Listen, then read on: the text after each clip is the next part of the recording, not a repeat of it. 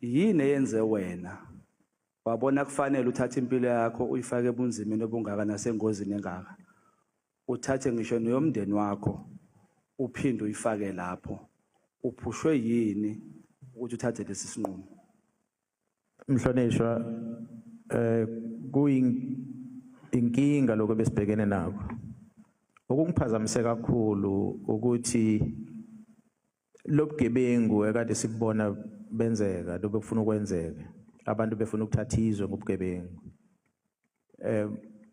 Kubugebengu obuzolimaza izingane zethu ngoba izidakamizwa lezi abasebenza ngazo.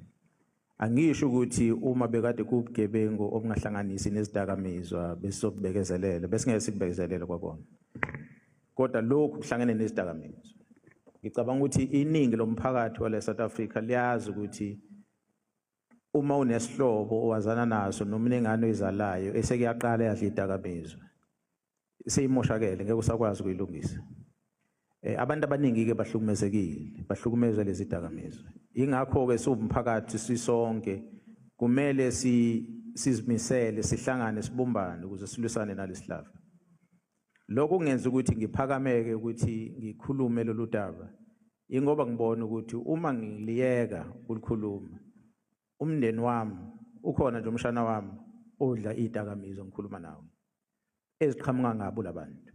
Uma abaphathi bezovumela lezi gebengu ukuthi ziqhubeke nokuthengisela ingane zethu lezi dakamizwa zize nazo zilethela eSouth Africa zizakhe eSouth Africa okushuthi kahle izwe lizobe lifile sothi silele emathuneni thina sibe sishiya ingane zethu zihlupheke. So ngaleso sizathu ngiyabona ukuthi kumele ukuthi sikhulume manje ukuze sikwazi ukulungisa izwe ukuya phambili. Lokho okuncane umuntu angakwazi ukwenza njengoba ethunywe enikeza umsebenzi ukuthi avikele izwe kumele ukuthi sikwenze. Ngisho kuthiwa kuyingozi thina ngoba ubungozi vele into umuntu aloka eqala engena emaphoyiseni ukuthi iphoyisa amaqhuma isibhamu ngala abantu bebaleka bayale iphoyisa afuneka liqonde laqhuma khona isibhamu. Kumele lisinikele ngalokho.